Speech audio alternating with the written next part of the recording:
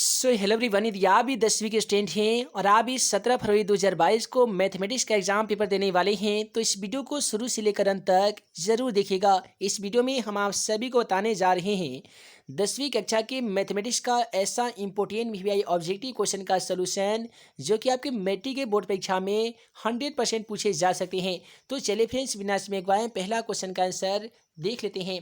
है दोस्तों, आज का पहला सवाल कहता है कि 1 + tan स्क्वायर थीटा बटा 1 + cot स्क्वायर थीटा का मान क्या हो जाएगा। तो आप सभी को मालूम होगा कि 1 + tan स्क्वायर थीटा का एक आसान फार्मूला आता है, वह होता है sec square theta. 1 + cot square theta का भी एक फार्मूला होता है, वह होता है कोसेक स्क्वायर थीटा। आप सभी फार्मूला याद किए होंगे तो मालूम होगा कि सेक स्क्वायर थीटा बराबर होता है 1/cos स्क्वायर थीटा और कोसेक स्क्वायर थीटा बराबर होता है 1/sin स्क्वायर थीटा। अब यहाँ पे हम लोग क्या करने वाले हैं कि बड़ा वाला बटा हमारा ये है, तो 1/cos स्क्वायर थीटा को हमने सेम टू सेम लिखा। अब भाग को यदि हम गुना में चेंज करेंगे तो नीचे वाला sin स्क्वायर थीटा ऊपर चला जाएगा, तो ये हो जाएगा sin स्क्वायर थीटा और ऊपर वाला जो एक देख पा रहे हैं वो नीचे आ जाएगा। एक से एक जब हम कटा देंगे तो यहाँ पे हो जाएगा sin स्क्वायर थीटा बटा में हो जाएगा cos स्क्वायर थीटा। आप सभी फार्मूला पढ़े होंगे कि sin थीटा बटा cos थीटा बराबर tan थीटा होता है, तो दोनों में स्क्वायर लगने के कारण क्वेश्चन का सही जवाब tan स्क्वायर थीटा हो जाएगा। tan square theta option A में दिया गया है, अतः क्वेश्चन का सही जवाब ऑप्शन ए हो जाएगा। एक आसान तरीका जान लीजिए, मैट्रिक के एग्जाम पेपर में यदि ये सवाल पूछे जाते हैं तो यदि ऊपर tan स्क्वायर थीटा दिया जाएगा तो क्वेश्चन का सही जवाब tan स्क्वायर थीटा आ जाएगा। यदि 1 + cot स्क्वायर थीटा सबसे पहले दिया जाएगा तो क्वेश्चन का सही जवाब cot स्क्वायर थीटा ही आता है। उसके बाद में अगला सवाल कहता है कि 0.5 पे रेखिन अर्थात बार दिया गया है और इसे हमें P/Q के रूप में व्यक्त करना है।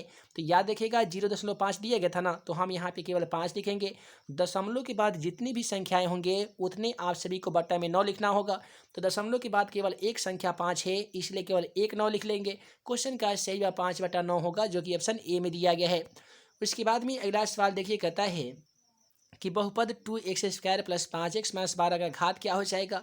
तो यहाँ पे घात चर के ऊपर घात होता है, जैसे x पर घातों की संख्या 2 है, इसलिए क्वेश्चन का सही जवाब ऑप्शन बी हो जाएगा 2। उसके बाद में अगला सवाल जल्दी जल्दी से क्वेश्चन 63 का सही जवाब बताइए कि √7 कौन सी संख्या है। आप सभी को बता दें कि √7 का कोई भी वर्गमूल ना होता है, यही कारण यह एक अपरिमेय संख्या है, क्योंकि इसे हम P/Q के रूप में लिख भी नहीं सकते हैं और Q का मान 0 के मान के बराबर हो जाएगा, इसलिए यह एक अपरिमेय संख्या है। उसके बाद में अगला सवाल क्वेश्चन 64 को देख लीजिए। है दोस्तों, अगला सवाल क्वेश्चन 64 कहता है कि x × x² + 2x बराबर क्या हो जाएगा। तो हम x² में 1 से गुना कर देंगे तो ये x का पावर 3 हो जाएगा और 2x में यदि 1 से गुना करेंगे तो ये 2x² हो जाएगा। तो x³ + 2x² ऑप्शन ए में दिया गया है, अतः क्वेश्चन का बिल्कुल सही जवाब ऑप्शन ए हो जाएगा। उसके बाद में इसी प्रकार से अगला सवाल क्वेश्चन नंबर 65 को देख लीजिए। दोस्तों, अगला सवाल क्वेश्चन 65 कहता है कि 28 तथा 72 का मौसा क्या हो जाएगा। तो यहाँ पे 28 और 72 का हमें मौसा ज्ञात करना है, ठीक है जी। तो क्वेश्चन का सही जवाब 4 आता है। कैसे आएगा, तो हम यहाँ पे सबसे पहले 28 से गुणनखंड करेंगे तो 2 दूनी 4, 4 × 28 होता है। जब 72 का यहाँ पे हम करेंगे गुणनखंड तो सीधे हम कर देते हैं कैसे, 2 दूनी 4, उसके बाद में हम यहाँ पे 24 दूनी 72, ऐसे ऐसे तो 24 या 72 आप सभी को मालूम होगा। तो दोनों में जो संख्या मिलता है वही हमारा मौसा कहलाता है। दोनों में मिलने वाली संख्या 2 × 2 होता है, इसलिए क्वेश्चन का सही जवाब 2 दूनी 4 हो जाएगा। अगला सवाल क्वेश्चन 66 को देख लीजिए। कहता है बहुपद x² - x + 1 के शून्यकों का योग क्या हो जाएगा। मैट्रिक के एग्जाम पेपर में 100% एक सवाल पूछा जाएगा जिनमें आप सभी से शून्यकों का योग या शून्यकों का गुणनफल पूछ लिया जाता है। तो ऐसी स्थिति में याद रखिएगा शून्यकों का योग को हम लोग अल्फा प्लस बीटा कहते हैं, जिसका फॉर्मूला -b/a होता है। b का मान की बात करें तो -1 ऑलरेडी दिया गया है, तो माइनस इंटू -1 लिखेंगे तो ये हमारा +1 हो जाएगा। उसके बाद में a का मान, तो a का मान कुछ भी नहीं है तो हम 1 मानेंगे, 1/1 कट के 1 आ जाएगा। तो क्वेश्चन का सही जवाब ऑप्शन ए हो जाएगा 1। उसके बाद में अगला सवाल क्वेश्चन नंबर 67 को देख लीजिए। क्वेश्चन नंबर 67 कहता है कि √2² - 2 बराबर क्या हो जाएगा। तो देखिए यहाँ पे √2 का स्क्वायर -2 बराबर पूछा गया है, तो स्क्वायर से रूट कटेगा तो केवल 2 बचेगा और 2 में से 2 घटा दीजिएगा तो प्राप्त संख्या 0 हो जाएगा, इसलिए क्वेश्चन का सही जवाब ऑप्शन बी हो जाएगा 0। उसके बाद में अगला सवाल को देखिए कि x + y = 3 तथा 3x - 2y = 4 के हल क्या होंगे। देखिए ऐसे सवाल यदि ऑब्जेक्टिव सवाल में पूछा जाएगा तो आप आसानी तरीके से क्या कीजिएगा कि ऑप्शन के माध्यम से क्वेश्चन को सॉल्व कर लीजिएगा। एक्स का मान यहाँ पे देख लीजिएगा, वाई का मान लिख लीजिएगा। आपका योग यदि 3 आ जाएगा तो समझ लीजिए क्वेश्चन का सही जवाब आपका वही ऑप्शन हो जाएगा। यदि एक्स का मान हम 2 रख दे और वाई का मान 1 रख दे तो 2 और 3 तो ऑलरेडी 3 हो ही जाएगा, 2 और 1 3 ना होता है जी। इसलिए क्वेश्चन का सही जवाब ऑप्शन ये हो जाएगा, क्योंकि हम एक्स के बदले में 2 रखेंगे, वाई के बदले में 1 रखेंगे तो 2 और 3 यहाँ पे 3 भी हो जाएगा, और यहाँ पे एक्स के बदले में 2 रखेंगे तो 3 दूनी ये 6 हो जाएगा। ठीक है जी, यहाँ पे 6 हो जाएगा और 2 दूनी 4 हो जाएगा, सॉरी 2 एकम 2 हो जाएगा। तो 6 में से 4 2 घटेगा तो यहाँ पे 4 हो जाएगा। तो दोनों समीकरण हमारा संतुष्ट होने के लिए एक्स का मान 2 तो वाई का मान 1 रखना होगा। उसके बाद में अगला सवाल देख लीजिए कि यदि बहुपद Y square minus Y minus 6 के शून्य अल्फा तथा बीटा है तो समान मूल अल्फा इंटू बीटा का मान क्या हो जाएगा। देखिए अल्फा इंटू बीटा का भी एक फार्मूला होता है, वह होता है सी बटा है। तो यहाँ पे सी का मान देख लीजिए माइनस 6 दे रखा है, तो आपको माइनस 6 लिखना होगा। ए का मान कुछ भी नहीं है तो हम 1 मानेंगे। यदि माइनस 6 में 1 से भाग लगा भी देंगे तो क्वेश्चन का सही जवाब माइनस 6 हो जाएगा, और माइनस 6 ऑप्शन बी में दिया गया है, अतः क्वेश्चन का सही जवाब ऑप्शन बी हो जाएगा। उसके बाद में अगला सवाल क्वेश्चन 70 को देखिए कि द्विघात समीकरण x square minus 5x minus 300 का विविक्तर का मान क्या हो जाएगा। दोस्तों जब भी विविक्तर का मान पूछ लिया जाएगा तो याद रखिएगा आप सभी को डी ज्ञात करना पड़ता है। डी ज्ञात करने का फॉर्मूला होता है बी स्क्वायर माइनस 4ac। अब यहाँ पे बी का मान देख लीजिए -5 दिया गया है, तो आप यहाँ पे -5 का स्क्वायर लिखेंगे, -4 गुने उसके बाद में हमें चाहिए ए का मान, कुछ भी मान ए का मान नहीं है तो 1 मानेंगे। उसके बाद में सी का मान देख लीजिए -300 है ना जी, तो -300 लिखेंगे। 5 के स्क्वायर यहाँ पे 25 होता है तो हमें 25 लिखना होगा। यहाँ पे देखेंगे तो डबल माइनस है, ठीक है जी, यहाँ पे भी माइनस है और यहाँ पे भी माइनस है, तो माइनस और माइनस मिलकर ये प्लस हो जाएगा। यदि हम 300 में 4 ना करेंगे तो 4 तियाँ ये 1200 हो जाएगा। 1200 में 25 स्क्वायर करेंगे तो ये 1225 जाएगा। 1225 ऑप्शन ए में दिया गया है, अतः क्वेश्चन नंबर 70 का सही जवाब 1225 हो जाएगा। उसके बाद में इसी प्रकार से अगला सवाल क्वेश्चन नंबर 71 को देख लीजिए। है दोस्तों अगला सवाल क्वेश्चन 71 कहता है कि समांतर CD √18, √50, √98 डॉट डॉट का सारवंतर क्या हो जाएगा। आप सभी को बता दें कि सारवंतर किसे कहते हैं, तो दूसरे पद और पहले पद के अंतर को ही सारवंतर कहते हैं, जिसे डी द्वारा सूचित किया जाता है, और डी का फॉर्मूला a2 - a1 होता है। अब हमें चाहिए a2 का मान, तो a2 का मान जो 50 आप सभी देख पा रहे हैं, तो यहाँ पे √50 लिख दीजिएगा। a1 का मान √18 है तो √18 कर दीजिए। देखिए 50 का गुणनखंड करेंगे तो क्या होगा, 5 25 दूनी 50 जाएगा। 18 का यदि हम गुणनखंड करते हैं तो 3 तिहाई 9 दूनी 18 हो जाएगा। डबल 5 का 1 5 निकलेगा रूट से तो यहाँ पे केवल 2 बच जाएगा। डबल 3 का 1 रूट से निकलेगा तो यहाँ पे भी केवल 2 बच जाएगा। अब आप ही बताइए 5 √2 में से यदि 3 √2 घटाते हैं तो कितना आ जाएगी जी, तो 2 √2 आ जाएगा। ठीक है जी, 5 √2 में से यदि हम 3 √2 घटाएंगे तो जाहिर सी बात है 2 √2 आएगा, तो क्वेश्चन का सही जवाब ऑप्शन बी हो जाएगा।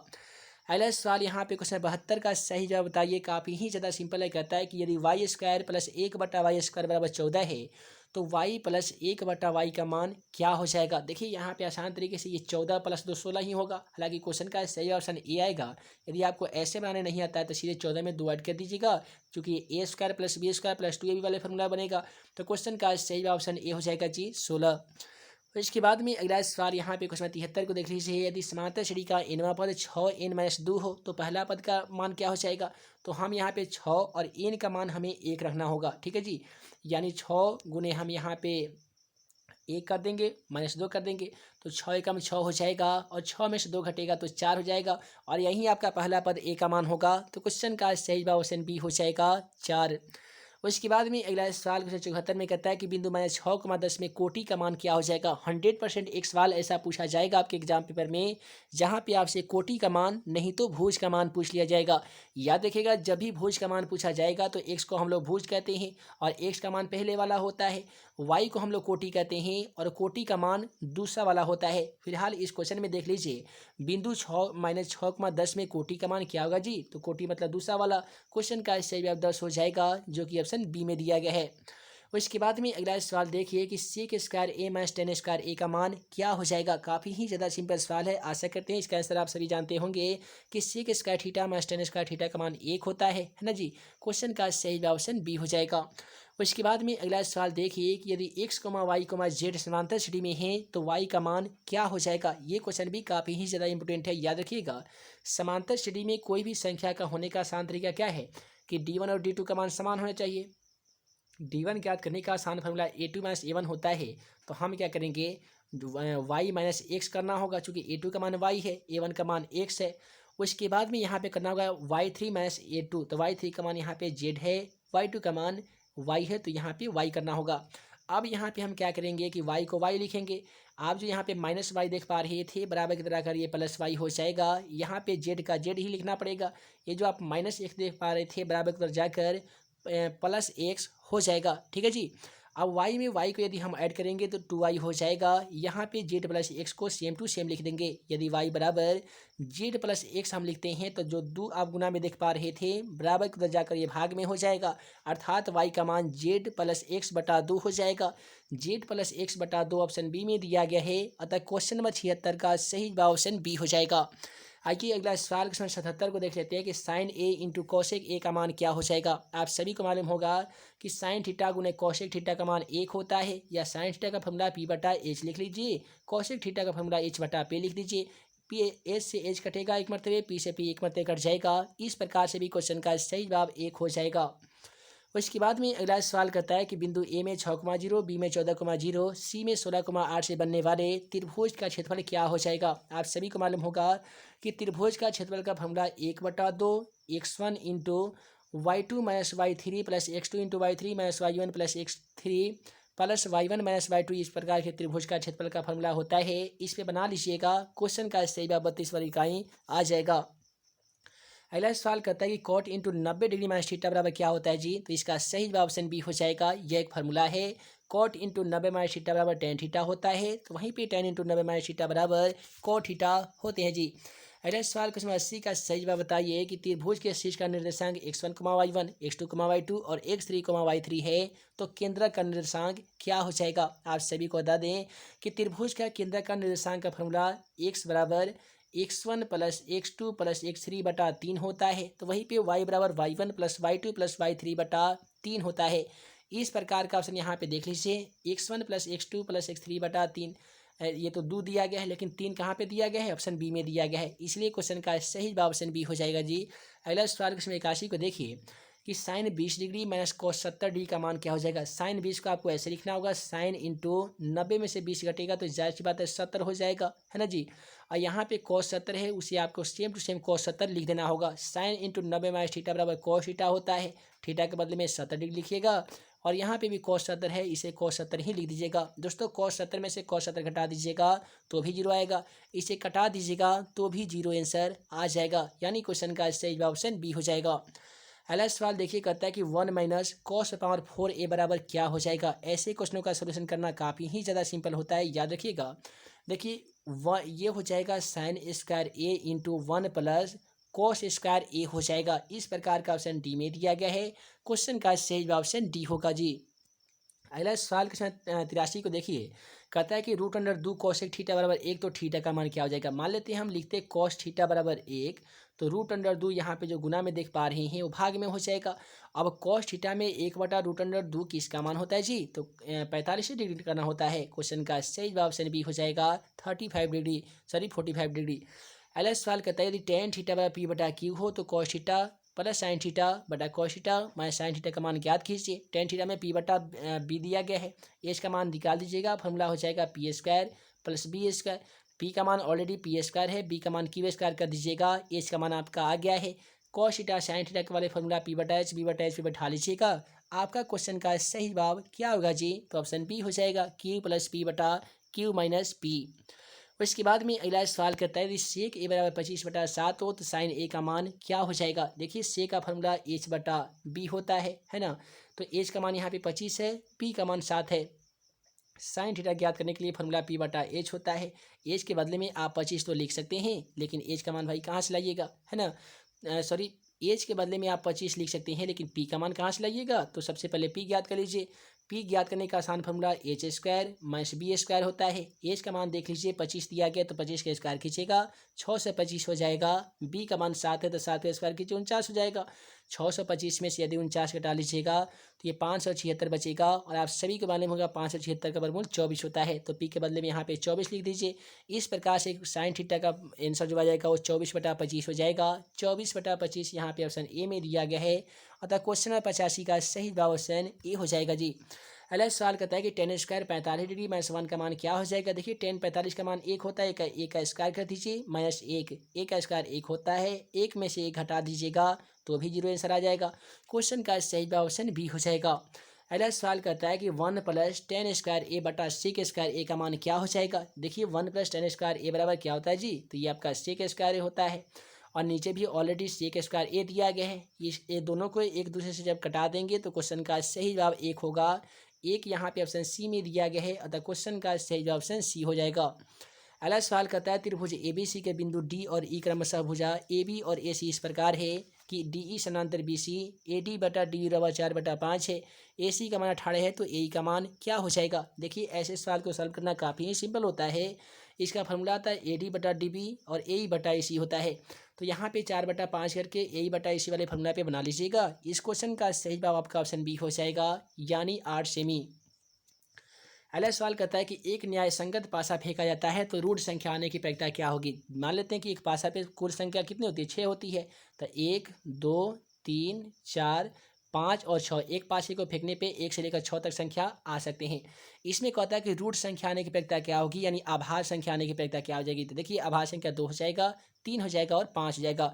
आभाज्य संख्या आने के अनुकूल परिणामों की संख्या यहाँ पे आप कितना देख पा रहे हैं, तो 3 देख पा रहे हैं। कुल संख्या कितना है जी, 6 है, तो 3 एकम 3 3 दूनी 6, यानी 1/2 क्वेश्चन का सही जवाब हो जाएगा, जो कि ऑप्शन बी में दिया गया है।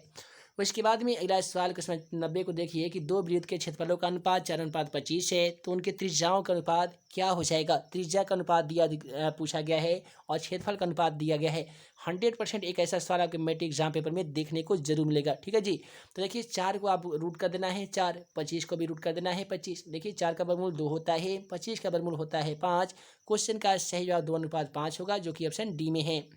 अगला सवाल क्वेश्चन 51 को देख लीजिए कि अच्छी प्रकार से फेंटी गई ताश के 52 पत्तों की गड्डी में से एक पत्ता यदृच्छा निकाली जाती है, तो इसे लाल रंग तस्वीर वाला पत्ता होने की प्रक्रिया क्या हो जाएगा। तो यहाँ पे क्वेश्चन 91 का सही जवाब ऑप्शन डी हो जाएगा। क्यों हो जाएगा, तो देखिए लाल तस्वीर वाला पत्ता कितना होता है जी, तो 13 होता है। 13 नहीं बल्कि आपका हो सके तो 26 होता होगा, और कुल परिणामों की संख्या 52 होता है, तो 13 चौका 52 कितना हो जाएगा, यानी 13 चौका 52 1/4 मतलब कट रहा है। तो इस क्वेश्चन का सही जवाब आपका ऑप्शन डी दिया गया था बुक में। कितने छात्र को लगता है कि इसका सही जवाब 1/26 होगा, कमेंट बॉक्स में जरूर बताइएगा। अगला सवाल कहता है यदि किसी बटन का माध्य और माध्यक बहुलक 4.6 और 4.8 है तो इसका बहुलक क्या होगा। देखिए माध्य माध्यक दे दिया जाए और बहुलक का मान पूछा जाएगा ना, तो एक फॉर्मूला आता है 3 गुने माध्यक, याद रखिएगा 3 गुने माध्यक माइनस होता है 2 गुने माध्य, ये बहुलक ज्ञात करने का फॉर्मूला है। अब यहाँ पे क्या कीजिएगा कि हमें 3 गुने माध्यक का मान करना है। माध्यक का मान 4.8 है, 4.8 लिखेंगे। 2 गुने माध्य का मान 4.8 है, तो यहाँ पे 4.8 लिखेंगे, 4.6 था, ठीक है जी। 3 में 4.6 से ना करेंगे तो हमारा 14.4 हो जाएगा, और 4.8 में यदि 2 से ना करेंगे तो 9.2 हो जाएगा। दोनों में से एक दूसरे को माइनस करेंगे तो 5.2 हो जाएगा, और 5.2 ऑप्शन सी में दिया गया है, अतः क्वेश्चन का सही जवाब ऑप्शन सी हो जाएगा। अगला सवाल देखिए कहता है कि 8, 12, 7, 14, 6, 13, 15 का माध्यक क्या हो जाएगा। माध्यक ज्ञात करना काफ़ी ही ईजी होता है। इसमें आप सभी को बढ़ते हुए क्रम में संख्याओं को लिखना पड़ता है। सबसे छोटी संख्या 6 है, 7 है, 8 है, उसके बाद यहाँ पे 12, 13, 15 इस प्रकार की संख्या है। तो यहाँ पे एक 14 भी था, ठीक है जी। यहाँ पे 14 है, तो ये 2 संख्या इधर हट गया, 2 संख्या इधर हट गया, एक इधर हटेगा, 13 इधर हटेगा, तो बीच में संख्या कौन सी बच रहा है 12। तो क्वेश्चन का सही जवाब 12 हो जाएगा। क्या कीजिएगा, बढ़ते क्रम में सजा दीजिएगा, दोनों तरफ से जोड़ा लगाकर संख्या को हटाने के बाद बीच में जो संख्या बच जाता है वही आपका माध्यक हो जाता है। या माध्यक का फॉर्मूला n+1/2 वाले फॉर्मूला पे भी ज्ञात कर सकते हैं। अगला सवाल कहता है कि माध्यक का 3 गुना और माध्य का 2 गुना का अंतर क्या कहलाता है। देखिए अभी अभी हम लोगों ने बहुलक ज्ञात किया था, जहाँ पे माध्य का 3 गुना माध्य का 2 गुना ज्ञात करना सीखे थे हम लोग, किसमें, तो बहुलक में। क्वेश्चन का सही जवाब ऑप्शन सी हो जाएगा जी, बहुलक। अगला सवाल कहता है कि एक घड़ी के मिनट वाला सुई 1 मिनट में बनाया गया कोण कितना डिग्री हो जाता है। बहुत ही सिंपल सवाल है, याद रखिएगा। जब घड़ी के मिनट वाला जो सुई 1 घंटा में 60 डिग्री का कोण बनाता है, कितना डिग्री का, 60 डिग्री का, तो हम क्या करेंगे 360 में 60 से भाग लगा देंगे। तो 0 से 0 कटेगा, 6 एक 36 यानी 6 मरतबे कट जाएगा। अर्थात 1 मिनट में घंटा के मिनट वाला जो सूर्य कोण बनाएगा वो 6 डिग्री बनाएगा, तभी ना जाकर 1 घंटा में आपका 360 डिग्री बना देगा। क्वेश्चन का सही जवाब ऑप्शन डी हो जाएगा 6 डिग्री। अगला सवाल कहता है कि आधार की त्रिज्या h, ऊंचाई h, आधार की त्रिज्या r, ऊंचाई h वाले लंबवृत्तीय विलन का आयतन क्या हो जाएगा। याद रखिएगा विलन का आयतन पाई आर स्क्वायर एच होता है। क्या होता है जी? पाई आर स्क्वायर एच होता है। क्वेश्चन 96 का सही जवाब ऑप्शन डी हो जाएगा जी। देखिए विलन का आयतन पूछा जाएगा तो वैसे स्थिति में 4/3 पाई आर क्यूब हो जाएगा। शंकु का आयतन पूछा जाएगा तो 1/3 पाई आर स्क्वायर एच हो जाएगा। वहीं पे घनाभ का आयतन पूछा जाएगा तो एल बी एच यानी लंबाई गुने चौड़ाई गुने ऊंचाई हो जाएगा। अगला सवाल कहता है समबाहु त्रिभुज एबीसी में यदि एडी लंब बीसी हो तो एडी स्क्वायर बराबर क्या हो जाएगा। तो यहाँ पे 97 नंबर सवाल का सही जवाब से नहीं हो जाएगा 3CD स्क्वायर। अगला सवाल कहता है त्रिज्या आर वाले अर्धगोला का वक्रपृष्ठ का क्षेत्रफल क्या हो जाएगा। यहाँ पे अर्धगोला का वक्रपृष्ठ का क्षेत्रफल पूछा गया है तो क्वेश्चन का सही जवाब 2 पाई आर स्क्वायर होगा जो कि ऑप्शन सी में है। तो क्वेश्चन का सही जवाब ऑप्शन सी हो जाएगा। उसके बाद में कहता है कि दी गई आकृति ओ वृत्त केंद्र है तथा कोण ए ओ सी बराबर 130 डिग्री है तो कोण ओ ए सी का मान क्या हो जाएगा। काफ़ी ही ज़्यादा सिंपल सवाल है। देखिए एक कोण 130 डिग्री है। आपको दिमाग इस प्रकार से लगाना है कि हम 130 डिग्री में दो ऐसे कोण का मान जोड़ देंगे। क्योंकि आप सभी को मालूम होगा इस प्रकार से फिगर दिया गया है। एक कोण जब 130 डिग्री दिया गया है तो दो कोण को मिलाकर दो कोण का मान इतना डिग्री होगा जितने मिलाएंगे 130 को तो 180 हो जाएगा, क्योंकि त्रिभुज के तीनों कोणों का एक फल 180 डिग्री ही होता है। तो ये हो जाएगा 25, तो ये भी हो जाएगा 25, तो 25 मिलकर ये 50 डिग्री हो जाता और तब ना 50 डिग्री 130 डिग्री मिलकर 180 डिग्री हो जाता। तो 25 डिग्री तो ऑप्शन में दिया नहीं गया है, इसलिए क्वेश्चन का सही जवाब यहाँ पे ऑप्शन डी हो जाएगा, इनमें से कोई नहीं। हालांकि ऑप्शन में दिया जाता 25 डिग्री तो क्वेश्चन का सही जवाब 25 डिग्री ही हो जाता। आइए अगला सवाल क्वेश्चन 100 को देख लेते हैं कि 14 का मिलान चिन्ह क्या है। देखिए 14 का मिलान चिन्ह कैसे होगा। तो 1 2 3 4 और 1 5 हो गया, फिर 6 7 8 9 और 1 10 हो गया, 11 12 13 14। तो इस प्रकार का ऑप्शन डी में देखने को मिल रहा है। अतः क्वेश्चन नंबर 100 का सही जवाब ऑप्शन सी हो जाएगा। हालांकि आपका मॉडल पेपर में ऐसा क्वेश्चन दिया गया था, इसलिए 100% एक सवाल इस प्रकार से भी जरूर दिया जाएगा जहाँ पे आपको टैली मार्क पूछ लिया जाएगा। 14 का 16 का 15 का इस प्रकार से कोई भी संख्या का टैली मार्क पूछा जा सकता है। तो ये दोस्तों आज की इस वीडियो में हम लोगों ने देखा क्वेश्चन नंबर 60 से लेकर 100 तक के तमाम मैथमेटिक्स ऑब्जेक्टिव क्वेश्चनों का सॉल्यूशन, जो कि आपके मैट्रिक के बोर्ड परीक्षा के लिए काफ़ी ही ज़्यादा इंपॉर्टेंट था। आशा करते हैं कि आज का यह वीडियो आप सभी को पसंद आया हो तो वीडियो को लाइक करें, अपने दोस्तों में शेयर करें। ऐसे ही नए नए वीडियो पाने के लिए आप हमारे YouTube channel math and magic tips को सब्सक्राइब करना बिल्कुल ना भूलिएगा। तो हे दोस्तों हम जल्द मिलेंगे 10वीं कक्षा का तमाम इंपॉर्टेंट क्वेश्चन का वीडियो लेक्चर के साथ। तब तक के लिए आप सभी को वीडियो देखने के लिए बहुत बहुत धन्यवाद।